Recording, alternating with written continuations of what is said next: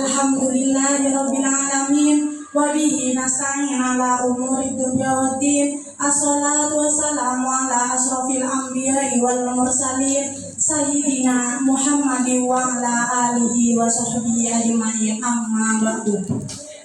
Yang terhormat pengasuh Pondok Pesantren Kiai Muhammad Farid Abdul Ghafur SSI, yang kami hormati Kepala Sekolah SMK Al-Mujtama Bapak Fadli Eskom, yang saya hormati seluruh jajaran tenaga pengajar SMK Al-Mujtama, dan yang saya cinta sayangi siswi-siswi SMK Al-Mujtama.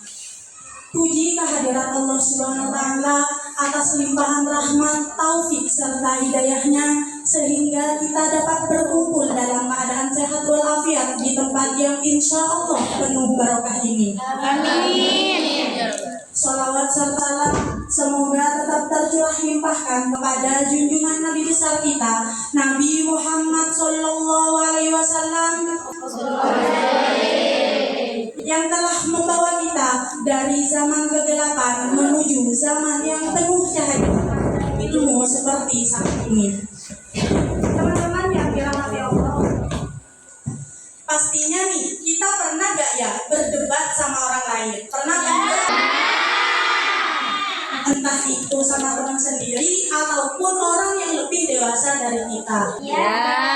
Kadang kita berdebat hal sepele yang mungkin tidak terlalu penting untuk kita debatkan, benar kan?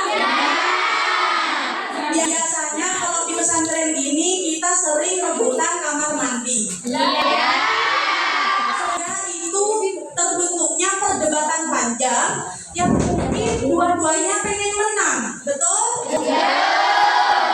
Padahal teman-teman, menang dalam perdebatan itu belum tentu membuat kita menjadi lebih baik lagi. Karena pada akhirnya orang lain itu tidak akan mengingat apa yang kita katakan, tetapi mereka akan ingat bagaimana sikap kita terhadap mereka. Untuk itu maka kesempatan kali ini izinkan saya Putri Maulida menyampaikan sedikit penjelasan tentang bukan siapa yang kami dengar, akan tetapi bagaimana sikap kita agar tetap bisa saling menghormati antara lain. Teman-teman yang dirahmati Allah, dalam kehidupan sehari-hari kita tidak bisa lepas dari yang namanya perbedaan. Entah itu perbedaan keyakinan, perbedaan pendapat, atau perbedaan cara kita berpikir. Kalau di pesantren gini kita sering menemukan perbedaan sifat. Ada yang malas, ada yang rajin, ada yang sifatnya sabar, ada yang egois. Benar atau tidak? Dan Islam tidak mengajarkan kita untuk membenci perbedaan tersebut. Justru Islam mengajarkan kita agar menghadapinya dengan rasa hormat dan santun. Allah Subhanahu wa Ta'ala berfirman dalam Al-Qur'an surah Al-An'am ayat 108 yang berbunyi, A'udzubillahi minasyaitonirrajim. Bismillahirrahmanirrahim. Wala tasubbul ladzina yad'una min dunillahi fayasubbullaha adwan bi'ayrihim. Kadzalika zayyana likulli ummatin amalahum thumma ila rabbihim marji'uhum fayunabbi'uhum bima kanu ya'malun. Shadaqallahul azim.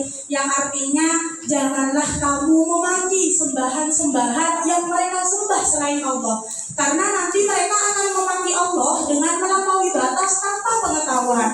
Demikianlah kami jadikan setiap umat itu menganggap baik pekerjaan mereka, kemudian kepada Tuhan mereka lah mereka akan kembali. Lalu Dia memberitakan kepada mereka apa yang dahulu mereka kerjakan. Quran surah Al-An'am ayat 108. Nah, dari ayat ini kita belajar satu hal penting, teman-teman.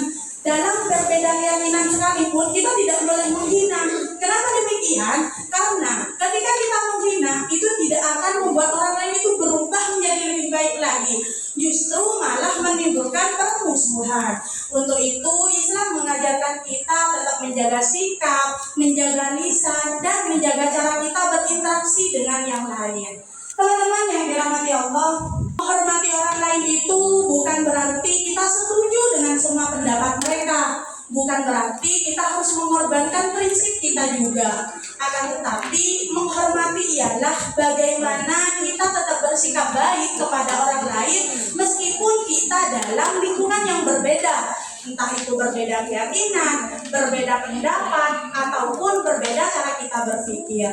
Rasulullah pernah bersabda, "Laisa sadidu bisur'ati, innamas sadidul ladzi yamliku nafsahu indal ghadabi." Bukanlah orang yang kuat itu orang yang pandai berulat, tetapi orang yang kuat itu adalah orang yang mampu menahan dirinya ketika ia marah.